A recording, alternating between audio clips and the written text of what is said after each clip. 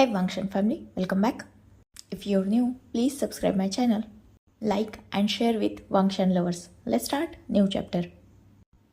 बीती रात की कन्वर्सेशन के बाद वांगजी को लगा था कि विंग एक सरप्राइज डिजर्व करता है जो विंग के लिए शॉक होगा, पर विंग का रिएक्शन देखकर वांगजी खुद ही शॉक और सरप्राइज दोनों हो चुका था, क्योंकि विंग को वांगजी की शादी से कोई भी फर्क नहीं पड़ा था। इनफैक्ट वो खुश था कि वांगजी और मिनई शादी कर रहे हैं। इतना कम था कि विंग ने खुद वांगजी की शादी की सारी जिम्मेदारी अपने ऊपर उठा ली थी और अब विंग खुद वांगजी की और मिनई की शादी को प्लान करने वाला था। यही बात विंग हैप्पीली अपने अल्फा मतलब हुसैन को कॉल पर बता रहा था। यह सुनकर वांगजी का तो दिमाग खराब हो चुका था और वो सीधा वे मेंशन से निकलकर लैंड मेंशन गया था। वो अपने रूम में जाता है और पूरा रूम वांगजी डिस्ट्रॉय कर चुका था। वांगजी बहुत ज़्यादा आज सैड फील कर रहा था। उसे आज फर्स्ट टाइम अपनी लाइफ में विंग से प्यार करने पर रिग्रेट हो रहा था। वो सच में ये सोच रहा था कि क्या इस विंग ने कभी उससे प्यार भी किया था। अगर हाँ, तो आज उसकी आंखों में वो प्यार वांगजी को नज़र क्यों नहीं आ रहा। अगर वांगजी ही विंग का फर्स्ट लव है तो अपने ही फर्स्ट लव की मैरिज विंग खुद अपने हाथों से कैसे कर सकता है। 2 सालों में कितना कुछ बदल गया ना। उस 10 दिनों में सच में दोनों की जिंदगी पूरी तरीके से डिस्ट्रॉय कर दी है। जिस मोड़ पर आने के बारे में कभी भी इन दोनों ने सोचा नहीं था, आज जिंदगी उन्हें वैसे मोड़ पर लाकर खड़ा कर चुकी है। पर एक बात तो सच है, जो सहता है वही जानता है कि कितना दर्द होता है, और जिस पर बीती होती है वही सच्चाई जानता है। कुछ ऐसा ही हाल विंग की तरफ भी था और कुछ सेम हाल वांगजी की तरफ भी था। विंग ने शादी को कैंसिल करने की कोशिश की थी, ये बात सब जानते थे। विंग ने एक बार सुसाइड किया था, ये बात भी सब जानते थे। पर कोई भी ये बात नहीं जानता था कि सिर्फ विंग नहीं बल्कि वांगजी भी उस वक्त टूट चुका था और उसने खुद ने भी खुद को मारने की कोशिश की थी, जिसमें लैन सिचैन ने उसे बचाया था। वांगजी खुद विंग की किसी और से शादी हो रही है ये जानकर इतना ज़्यादा बिखर चुका था कि उसे जीना तक सही नहीं लग रहा था, और यही हाल उसका आज तक भी था। वो आज भी विंग का इंतज़ार कर रहा था, पर विंग उसे देखकर तो ऐसे लगता था जैसे उसे इन सब चीज़ों से कोई फर्क ही नहीं पड़ता। विंग आज पहली बार वांगजी को बिल्कुल अनजान लग रहा था, क्योंकि जिस विंग को वांगजी जानता था वो तो वांगजी के प्यार में पूरी तरीके से पागल था। वो वांगजी के लिए कुछ भी करने के लिए रेडी था। पर ये विंग, ये तो हुसैन के प्यार में पागल लगता है। इस विंग को वांगजी की कोई भी फिक्र नहीं है। इनफैक्ट ये विंग तो खुद को गिल्टी फील करता है। तो क्या सच में विंग एक्सेप्ट कर रहा है वो गलती जो उसने 2 साल पहले की थी? खैर, कल रात की विंग की बातें बहुत ज़्यादा कंफ्यूजिंग थी, जिसने वांगजी की दिल में डाउट्स भी ला दिए थे और कुछ डाउट्स को क्लियर भी कर दिए थे। पर वांगजी एक बात क्लियरली समझ चुका था कि अब विंग को वांगजी की लाइफ में क्या हो रहा है इससे कोई भी फर्क नहीं पड़ता, और इसी बात को जानने के लिए वांगजी ने अपनी लाइफ में बहुत रॉन्ग डिसीजन ले लिया था। उसने अपने ही पैर पर कुल्हाड़ी मार ली थी और मिनी से शादी करने का डिसीजन ले लिया था। वांगजी ने सोचा था कि अगर उसे विंग की आंखों में वो सैडनेस नजर आएगी तो उसका चांस हो सकता है। इसी को प्रूव करने के लिए उसने शादी का डिसीजन लिया था, पर फॉर अ चेंज उसने बहुत बड़ा ब्लंडर अपने लिए ही खड़ा कर लिया था। अब विंग की आंखों में उसने सैडनेस तो नहीं देखी थी, बल्कि विंग ने उसकी शादी जो बाद में वांगजी कैंसिल कर सकता था उसे 3 दिन में ही करने का डिसाइड कर दिया था। तो अब विंग को दिखाने के लिए वांगजी को शादी करनी ही होगी। वांगजी के पास कोई भी दूसरा रास्ता नहीं है। यही सोचकर वांगजी गुस्सा हो रहा था और वो अपने रूम को पूरा डिस्ट्रॉय और भी ज़्यादा बुरी तरीके से कर रहा था। ऐसे ही कितना वक्त गुजरा था ये तो पता नहीं, पर कुछ देर बाद वांगजी के मोबाइल पर कॉल आने लगती है। वांगजी जब कॉल को पिक करता है तब सिचैन की बात सुनकर वांगजी पूरी तरीके से शॉक हो चुका था। वो जैसे ही मेंशन से बाहर निकलता है तब जाकर वांग जी को रियलाइज होता है कि अभी नून नहीं बल्कि इवनिंग है, क्योंकि वांग जी इस मेंशन में करीबन 11 से 12 बजे के बीच में आया होगा, लेकिन अभी शाम के करीबन 8 से 9 बज चुके हैं, मतलब लेट इवनिंग। वांग जी फास्टली कार को ड्राइव करता है और वो सीधा वह मेंशन में पहुंच जाता है। जैसे ही वो वह मेंशन में एंटर करता है वो पूरी तरीके से शॉक हो चुका था, क्योंकि पूरा वह मेंशन चीज़ों से भरा पड़ा था। अलग अलग डेकोरेशन की चीज़ें और बहुत सारी अदर एक्सेसरीज वह मेंशन में लाई गई थी। सारे लोग मिलकर वांग जी और मिन ई की शादी की प्रिपरेशन कर रहे थे। वही मिन ई भी उन सब के साथ हैप्पीली खुद की शादी के प्रिपरेशन में लग चुकी थी। ये देखकर वांग जी को बहुत बहुत बुरा लग रहा था। उसे बिलीव नहीं हो रहा था कि आज जिससे वो शादी करना चाहता है वही पर्सन उसकी दूसरी शादी करवा रहा है। एक्चुअली हुसैन से बात करने के बाद विंग ने जैसे तैसे करके खुद को संभाल लिया था, और ना सिर्फ खुद को संभाला था बल्कि वो सीधा वेडिंग प्लानर के ऑफिस गया था और उसने एक ग्रैंड वेडिंग के लिए प्रिपरेशन करने के लिए सबको कह दिया था, जिस वजह से बहुत सारे लोग वह मेंशन में क्लीनिंग का और बाकी सारा डेकोरेशन का वर्क कर रहे थे। और यही बात सिचैन ने वांग जी को कॉल पे बताई थी। वांग जी आज फर्स्ट टाइम अपनी ही बर्बादी अपनी आंखों से देख रहा था। नहीं, गलती हो गई, ये फर्स्ट टाइम नहीं था, ये सेकंड टाइम था। ये सेकंड टाइम था कि वांग जी अपनी बर्बादी अपनी आंखों से देख रहा था। फर्स्ट टाइम तो वो था जब उसने विंग को किसी और के बेड पर देखा था, और ये सेकंड टाइम। वांग जी पूरे वे मेंशन को अच्छी तरीके से देख रहा था। अचानक उसकी नज़र विंग की तरफ चली जाती है, जो एक पर्सन को कुछ वर्क समझा रहा था। विंग के फेस पर एक सॉफ्ट स्माइल थी, जैसे उसके ये करने से वो खुद कितना हैप्पी है। ये देखकर वांग जी को और भी ज़्यादा दर्द हो रहा था। क्या सच में विंग इतना डेस्परेट है वांग जी को मूव ऑन करवाने के लिए? क्या अब विंग वांग जी को इतना हक भी नहीं देता कि वांग जी पास्ट में अपनी हैप्पी मेमोरीज के साथ, जिसमें विंग उसके हमेशा पास है, उनमें जी सके? क्या सच में वांग जी विंग को कभी भुला पाएगा? खैर, वांग जी ये सब कुछ वहाँ मेंशन के मेन गेट पर खड़ा होकर सोच ही रहा था, तभी उस पर विंग का ध्यान चला जाता है। विंग जैसे ही वांग जी को देखता है वो उस पर्सन से बातें करना छोड़कर तुरंत वांग जी की तरफ चला आता है। वो वांग जी को बहुत हैप्पीली कहता है, अरे सुबह से तुम कहाँ थे? मैं तुम्हारा ही इंतज़ार कर रहा था। एक्चुअली देखो, मैंने तुम्हारे और मिनी के पसंद से ही डेकोरेशन करवाने की कोशिश की है, पर फिर भी अगर तुम्हें कुछ चेंज चाहिए होगा तो मुझे पहले ही बता देना। मैंने मिनी से भी पूछा पर उसने मुझसे कहा कि जैसा वांग जी चाहेगा। तो अब बताओ, क्या तुम कुछ चेंज चाहते हो? मतलब मैंने तो बहुत सारी चीज़ें सोच के रखी हैं। तुम्हें वाइट कलर पसंद है तो सारे फ्लावर्स और डेकोरेशन वाइट कलर पर ही ज़्यादा फोकस रहेगी। थीम भी क्लासी ही रहेगा, जैसा तुम चाहते हो। तुम्हें सिंपल चीज़ें पसंद है, इसीलिए मैंने डेकोरेशन हो सके उतना सिंपल बट क्लासी करने की कोशिश की है। पर फिर भी अगर तुम नहीं चाहते तो मैं चेंज भी करवा सकता हूँ। विंग ये सारी बातें बहुत ज़्यादा एक्साइटेड होकर बोल रहा था। वही वांग जी बस विंग की आंखों की तरफ और उसके फेशियल एक्सप्रेशंस को देख रहा था और नोटिस भी कर रहा था। पर आज सच में विंग दिल से खुश लग रहा था। वांग जी को ये बिल्कुल नहीं लग रहा था कि विंग ये सब एक्टिंग कर रहा है, और ये जानकर वांग जी का दिल और भी ज़्यादा बुरी तरीके से टूट रहा था। वो विंग से कुछ नहीं कहता, जस्ट नोट करके रूम में चला जाता है। विंग को पता था कि वांग जी बहुत ज़्यादा अपसेट है। भले ही इन 2 सालों में विंग ने खुद की एक्टिंग को बहुत ज़्यादा इम्प्रूव करके रखा है, पर वांग जी वो आज भी उतना ही कच्चा है। विंग ऑलरेडी वांग जी के इंटेंशंस सुबह ही समझ चुका था, इसीलिए तो उसने इतना बड़ा कदम उठाया था।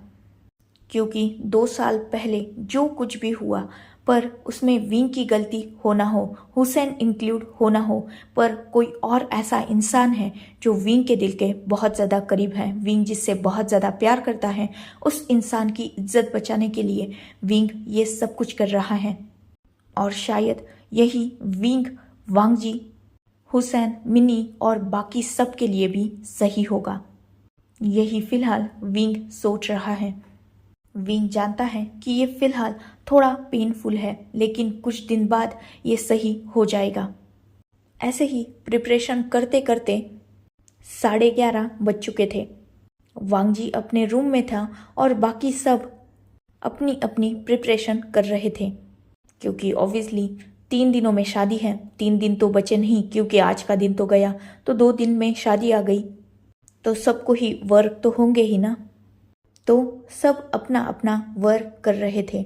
ऐसे ही अभी वक्त 11:45 हो चुका था। विंग को बहुत ज़्यादा नींद आ रही थी, पर फिर भी वो सबका साथ भी दे रहा था और बाकी सब भी आज लिविंग हॉल में मौजूद थे और सब अपनी अपनी तरीके से प्रिपरेशन कर रहे थे। करीबन 11:55 हो चुके थे और विंग अब जाकर कहीं सारे वर्कर्स को अपने घर भेजकर लिविंग हॉल के काउच पर बैठा हुआ था। वो उन कुछ चीज़ों को सिलेक्ट कर रहा था अपने टैब में, जो मैरिज से ही रिलेटेड थी।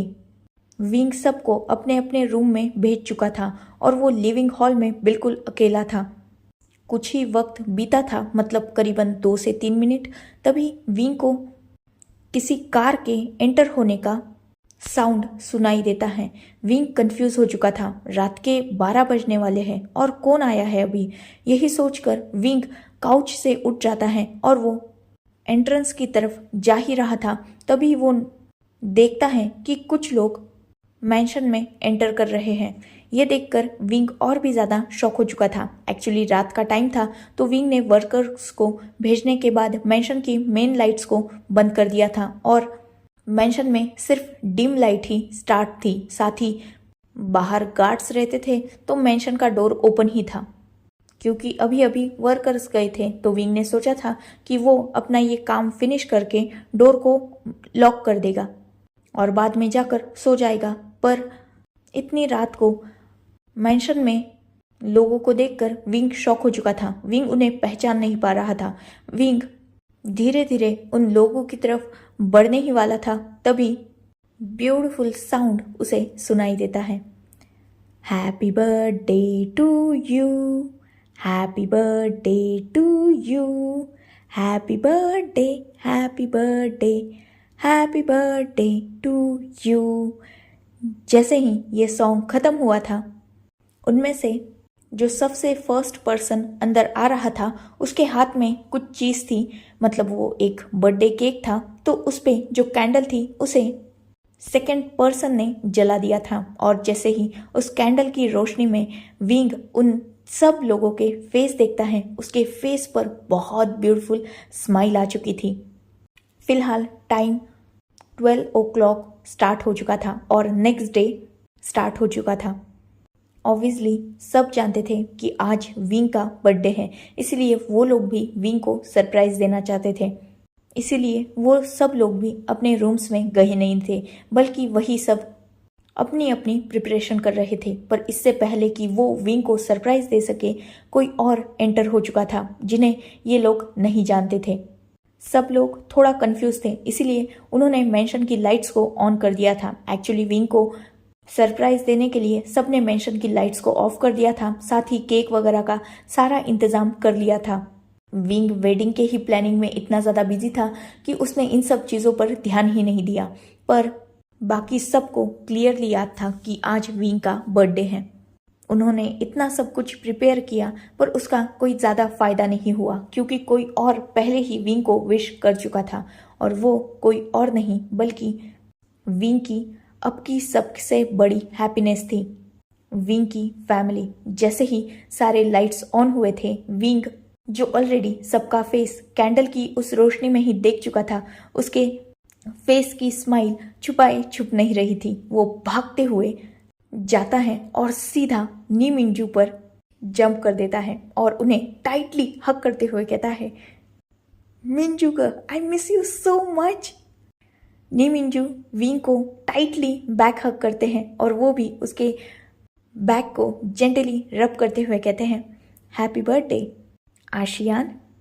ये सुनते ही विंग नी मिंजू को कुछ देर तक गले लगाता है और बाद में वैसे ही कहता है थैंक यू सो मच गगा, दिस इज़ बेस्ट सरप्राइज। आप लोगों ने इन्फॉर्म भी नहीं किया, मैं बहुत ज़्यादा खुश हूँ आप सबको देखकर। इतना बोलकर विंग नी मिंजू को छोड़ देता है और तुरंत ही मेंग्याओ को भी टाइटली हग कर लेता है। मेंग्याओ भी विंग को हग बैक करते हैं और अपनी सॉफ्ट वॉइस में कहते हैं happy birthday dear. Wing note करता है और बाद में वो मेंग्याओ को टाइटली हग बैक करते हुए कहता है मैंने आपको बहुत मिस किया, स्पेशली आपके हाथ के खाने को। आई स्वेयर मैं बहुत भूखा हूँ।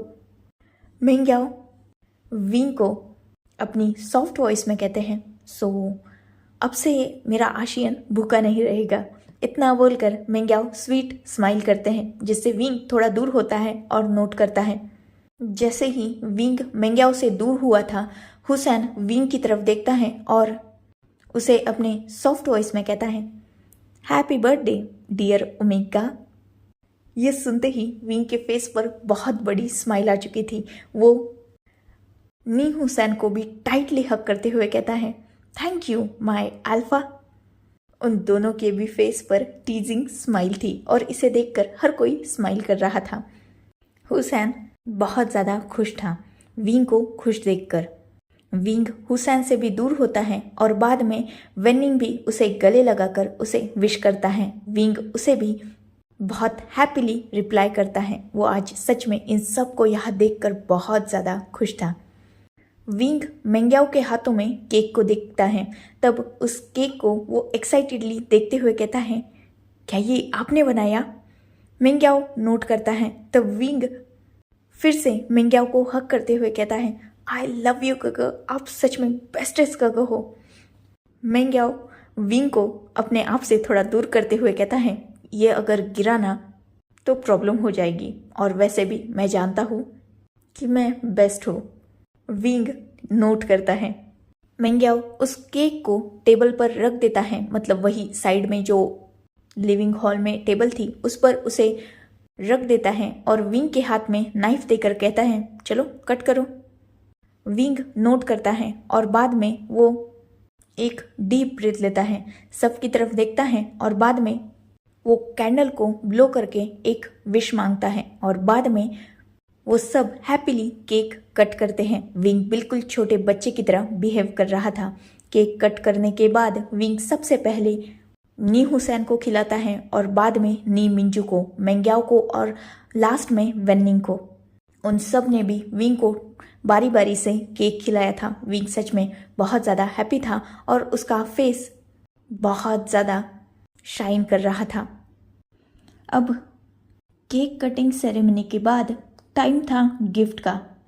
विंग सबसे पहले नी मिंजू की तरफ देखते हुए कहता है मेरा गिफ्ट। नी मिंजू विंग की तरफ देखते हुए कहते हैं हम खुद यहाँ आए हैं तो ये गिफ्ट से कम है। विंग अपने फेस को थोड़ा टेढ़ा बनाते हुए कहता है वो सब मुझे नहीं पता, मुझे तो मेरा गिफ्ट चाहिए, मेरा गिफ्ट दो। नी मिंजू एक डीप ब्रीथ लेते हैं और विंग की तरफ देखते हुए कहते हैं तुम्हारा गिफ्ट यहाँ नहीं बल्कि यूएस में है।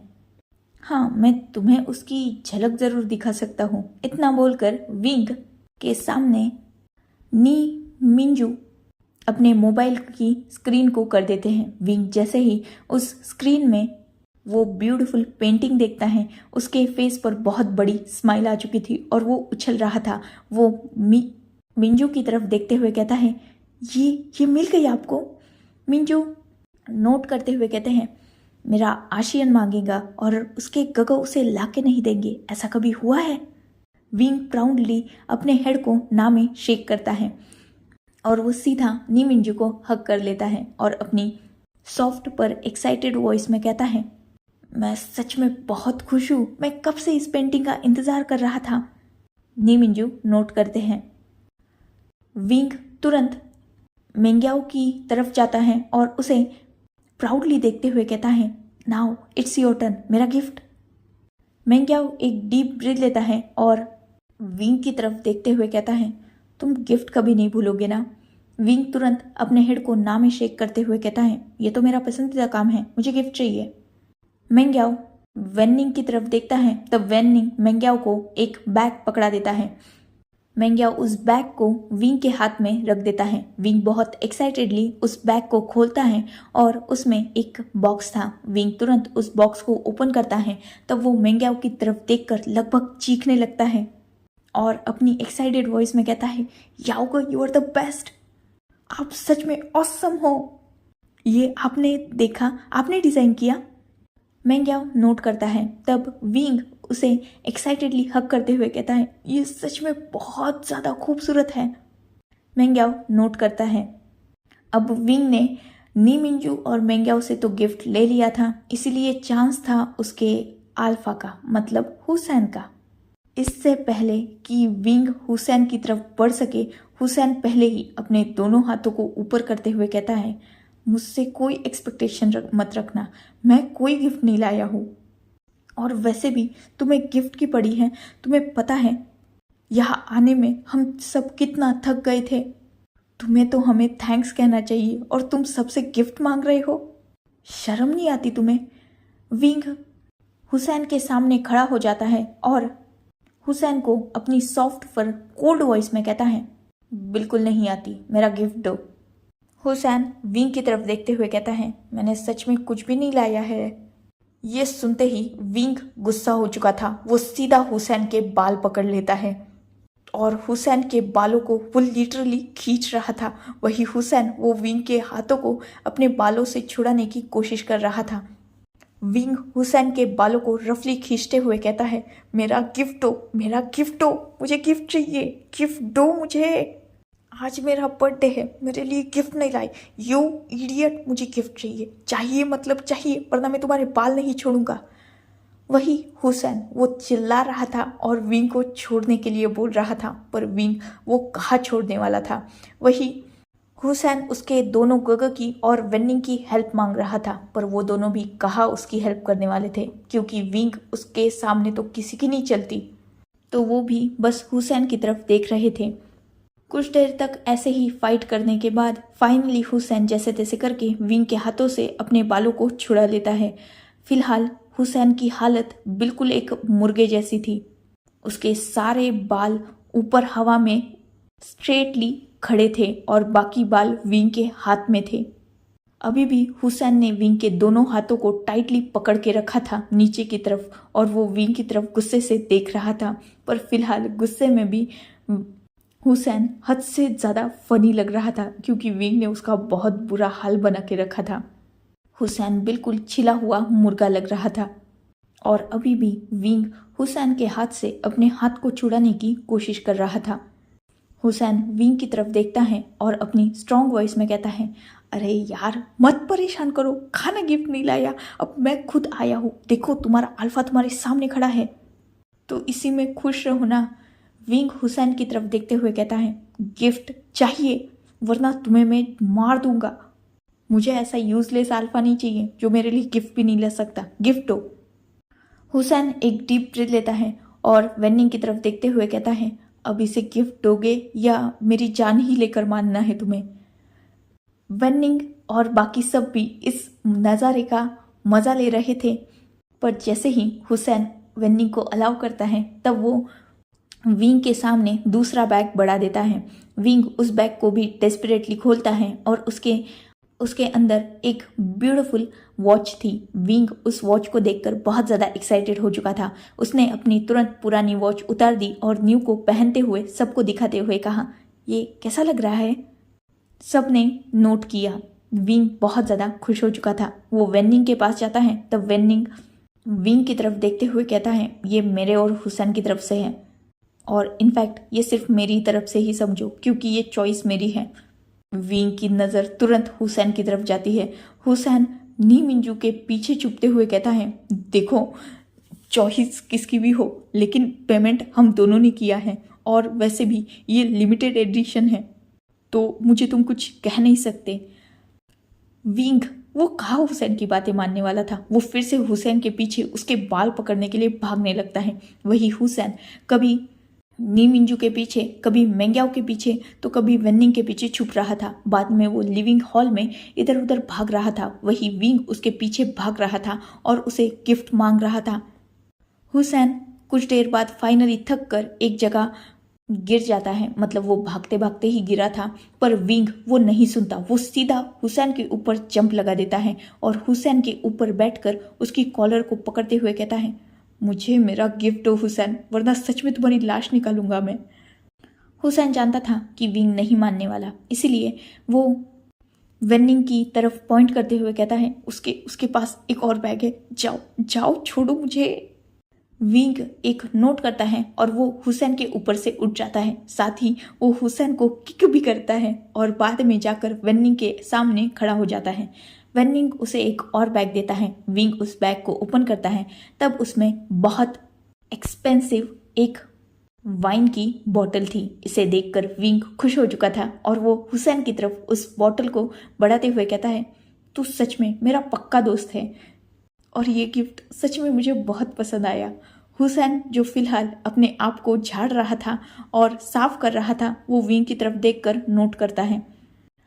विंग अभी अपने सारे गिफ्ट्स को, मतलब उस वॉच को, उस ब्रेसलेट को जो मेंग्याओ ने उसे दिया था, साथ ही उस बॉटल को देख रहा था। तब हुसैन विंग के पास आता है और विंग को आवाज़ देता है। विंग जो एक्साइटेडली अपने गिफ्ट्स की तरफ ध्यान दे रहा था, उसका ध्यान नहीं था, इसलिए वो हुसैन की तरफ देखकर उसे एक कंफ्यूजिंग लुक देता है। हुसैन इससे पहले कि विंग कोई और एक्ट कर सके, उसके फेस पर केक को लगा देता है। ये देखकर विंग गुस्सा हो चुका था और वो हुसैन की तरफ पॉइंट करते हुए कहता है, हुसैन के बच्चे, तुझे तो अब मैं बिल्कुल नहीं छोड़ने वाला। इतना बोलकर विंग केक लेता है और वो हुसैन के पीछे भागने लगता है। पहले हुसैन पीछे विंग भाग रहा था और अब पहले की ही तरह इन दोनों में फिर से केक फाइट स्टार्ट हो चुकी थी। ये उनका अब का तो था नहीं, इसीलिए नी मिंजू मेंग्याओ बस वहाँ देख रहे थे। वही वेनिंग को भी इन दोनों ने मिलकर अपने साथ शामिल कर लिया था और ये तीनों एक दूसरे को केक लगा रहे थे। ऐसे ही हंसते मुस्कुराते हुए कुछ वक्त तक खेलने के बाद नी मिंजू फाइनली विंग की तरफ देखते हुए कहते हैं, विंग चलो वापस आ जाओ। जैसे ही हुसैन देखता है कि विंग का ध्यान नी मिंजू की तरफ है, वो फिर से विंग के फेस को पूरा केक से भर देता है। ये देखकर तो विंग अब हुसैन के पीछे नहीं भागता, बल्कि नी मिंजू की तरफ जाते हुए ड्रामेटिकली कहता है, देखो देखो, इसने मुझे खराब कर दिया, देखो मेरे फेस को खराब कर दिया। आप इसे डांट नहीं रहे हो, इसलिए ये आपके आशियन को तंग कर रहा है, देखो। इतना बोलकर विंग सीधा नी मिंजू से लिपट जाता है। नी मिंजू के कोट पर पूरा विंग के फेस पर जितना केक लगा हुआ था वो लग चुका था। साथ ही विंग और भी ज़्यादा नी मिंजू के ही कोट पर अपने फेस को रब कर रहा था, जिससे वो केक पूरा निकल जाए। नी मिंजू जानते थे कि विंग की हरकतें अगर बच्चों की तरह आ जाए तो उसे संभालना मुश्किल होता है, इसीलिए वो हुसैन की तरफ देखते हुए कहते हैं, हुसैन तू सुधरेगा नहीं ना, इधर आ, अभी के अभी इधर आ। तूने हिम्मत कैसे की इसे तंग करने की। जैसे ही हुसैन अपने की बात सुनता है, वो शांत हो चुका था और वो विंग की तरफ देखते हुए कहता है, तेरी ये नौटंकी बंद नहीं होगी ना। तू हमेशा को ऐसा बोलता कैसे है जिससे वो मुझ पे ही गुस्सा हो। गलती तेरी हो या मेरी, हमेशा डांट तो मैं ही खाता हूँ। तू एक नंबर का कमीना है। ये सुनते ही विंग और भी पपी फेस बनाकर नी मिंजू की तरफ देखते हुए कहता है, देखो इसने आपके छोटे से आशियन को कमीना कहा। ये देखो ये बिगड़ चुका है। ये सुनते ही नी मिंजू हुसैन की तरफ गुस्से से देखते हैं और हुसैन वो अपने की तरफ देखते हुए कहता है, आप हमेशा गलती इसकी होती है, ये जानते हुए भी मुझ पे गुस्सा करते हो। हाँ, ये गलत है ये हमेशा आपको ऐसे ही मेरे खिलाफ कर देता है और आप हमेशा इसकी वजह से मुझे पनिश करते हो। देखो इसने तो आपके कोट को भी खराब कर दिया और अभी भी अपने फेस को आप ही के कोट पर पोंछ रहा है। ये गधा है आपको इसे डांटना चाहिए, ना कि मुझे गुस्से से घूरना चाहिए। विंग जैसे ही ये बात सुनता है वो नी मिंजू की तरफ देखते हुए कहता है, मैंने क्या आपके कोट को खराब कर दिया? मैं इतना बुरा हूँ? नी मिंजू जो जानते थे कि विंग ये सब नौटंकी कर रहा है, वो विंग के हेड को रफल करते हुए कहते हैं, नहीं, कोई खराब नहीं किया। इनफैक्ट ये तो तुम्हारा ही है, तुम चाहे तो पूरा निकाल के देता हूँ, अच्छे से पोंछ लो, फिर से मैं पहनता हूँ, चलेगा? मेरा आशियान कुछ भी कर सकता है, वो सबसे होशियार है। इतना बोलकर नी मिंजू विंग को हक कर लेते हैं और हुसैन की तरफ देखते हुए कहते हैं, मेरे ख्याल से तू मेरी मार भूल चुका है हुसैन, इसीलिए तू इसे तंग कर रहा है। हुसैन तुरंत चुप हो जाता है और मेंग्याओ के पीछे जाकर छुपते हुए कहता है, याओ, ये दोनों हमेशा मुझे बुली करते हैं। मेंग्याओ नी मिंजू और विंग की तरफ देखते हुए कहते हैं, नौटंकी बंद करो दोनों, वरना दोनों पीटोगे आज। विंग नी मिंजू को छोड़ देता है और सीधा मेंग्याओ की तरफ आते हुए उसके स्लीव्स को पकड़कर उनसे खेलते हुए कहता है, क्यूट पपी फेस के साथ, आज मेरा बर्थडे है ना, अब मुझे डांट रहे हो, अब मुझे डांट रहे हो। इतना बोलकर विंग रोने की नौटंकी करने लगता है। मेंग्याओ तुरंत विंग के हाथ से अपने स्लीव्स को पीछे खींच लेता है, मतलब अपने हाथ को ही, और उसके कान को पकड़ते हुए कहता है, नाटक करना बंद करो, मेरे सामने नहीं चलेगा ये मिंजू को दिखाओ। और रही बात इसे बुली करने की, तो तुम दोनों हमेशा ही इसे परेशान करते हो। आज तुम्हारा बर्थडे है, सिर्फ इसलिए छोड़ रहा हूँ। विंग अपने कान को पकड़ते हुए चिल्लाकर कर कहता है, छोड़ नहीं रहे हो आप मुझे पकड़ रहे हो, ये सजा है, छोड़ो मेरा बर्थडे है, छोड़ो। मेंग्याओ तुरंत विंग का कान छोड़ देता है। विंग अभी आगे कुछ कहने ही वाला था, तभी नी मिंजू विंग का हाथ पकड़ के उसे अपनी तरफ खींच लेते हैं और उसे साइड हक कर लेते हैं। विंग कुछ समझ तो नहीं पाता, पर जैसे ही वो नी मिंजू की आइज को फॉलो करता है, सामने उसकी पूरी फैमिली खड़ी थी जो उसी की तरफ देख रही थी। वो सब कंफ्यूज पे थे और बहुत ज़्यादा अलग एक्सप्रेशंस उन सब के फेस पर थे। उनमें से वी चांसे और कांसे सरन के हाथ में केक और पार्टी का कुछ अनदर सामान था, जिसे देखकर विंग एक डीप ब्रीथ लेता है। कांसे सरन अपने हाथ में जो केक था उसे उसी टेबल पर रख देती हैं जहां मेंग्याओ ने रखा था, और फिर से वो विंग की तरफ देखते हुए कहती है, हैप्पी बर्थडे बेटा। विंग जस्ट नोट करता है। ऐसे ही सब विंग को बर्थडे विश करते हैं और बाकी सब की तरफ कंफ्यूजिंगली देखते हैं। विंग सबके सवाल को समझ जाता है और वो हैप्पीली कहता है, हाँ, मैं सबको इंट्रोड्यूस करवा देता हूँ। ये नी हुसैन है, मेरा अल्फ़ा, इसे तो आप जानते ही होंगे। खैर, नेक्स्ट है माय लाइफ सपोर्टर, ये नी मिंजू ग है। नी हुसैन के बड़े गग और मेरे भी मतलब मेरे ब्रदर इन लॉ, जो मुझसे बहुत ज़्यादा प्यार करते हैं। नी मिंजू सबको ग्रीट करते हैं। तुरंत विंग मेंग्याओ की तरफ जाते हुए कहता है, he is my life and food maker. ये मिंजू ग के पार्टनर हैं और मेरे याओ ग। बाद में विंग वेनिंग के पास जाते हुए कहता है, he is my best friend वेनिंग। ये मेरा और हुसैन का दोस्त है। मेंग्याओ और वेनिंग भी विंग को ग्रीट करते, विंग की फैमिली को ग्रीट करते हैं। सब नोट करते हैं। विंग उन सब के साथ खड़ा होकर, खासकर वो नी मिंजू और मेंग्याओ के बीच में खड़ा होकर उन दोनों के हाथों को पकड़ते हुए कहता है, ये सब मेरे इन-लॉज हैं, मेरी फैमिली, जो सब मुझसे बहुत ज़्यादा प्यार करते हैं, हर सिचुएशन में मेरा सपोर्ट करते हैं, और मोस्ट इम्पॉर्टेंटली अगर मैं गलती भी करूं तो मेरा साथ नहीं छोड़ते, मेरे हर डिसीजन को रिस्पेक्ट करते हैं और हमेशा, चाहे मैं गलत ही क्यों ना हूं, पर मेरे लिए सही फैसला लेने में हेल्प करते हैं। पिछले 2 साल और आगे की आने वाली पूरी लाइफ में हर साल ये लोग मेरे साथ रहने वाले हैं, है ना मेरी छोटी सी क्यूट सी फैमिली बेस्ट। इतना बोलकर विंग एक ब्राइट स्माइल करता है। सब जानते थे कि विंग सबको टॉन्ट कर रहा था। वही जब ये बात नीमिंजू सुनते हैं, वो विंग की तरफ देखते हुए विंग का नाम लेते हैं। तब विंग नीमिंजू से अपने हाथ को छुड़ाते हुए कहता है, क्या हुआ ग? मैंने कुछ गलत कहा क्या? नीमिंजू विंग की तरफ देखते हुए कहते हैं, विंग इनफ, हर चीज़ की हद होती है। विंग एक स्माइल करते हुए कहता है, क्या हुआ ग? आपको क्या लगता है मैं इन सबको टॉन्ट कर रहा हूँ? एक्चुअली नहीं, मैं इन सबको टॉन्ट कैसे कर सकता हूँ?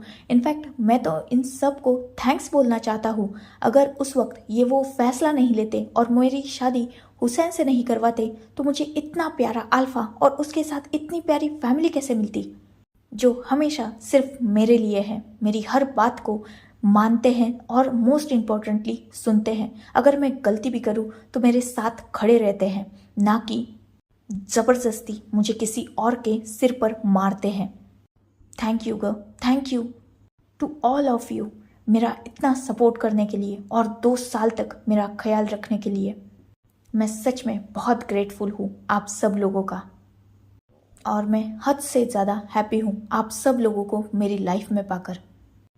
ये गिफ्ट्स इतना मायने नहीं रखते जितना आपका यहाँ आना मायने रखता है।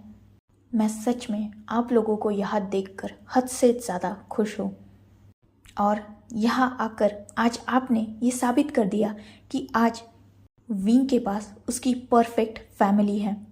मेंग्याओ विंग की तरफ देखते हुए कहता है, विंग बस हुआ। तब विंग मेंग्याओ की तरफ देखते हुए कहता है, क्यों ग, क्यों बस हुआ?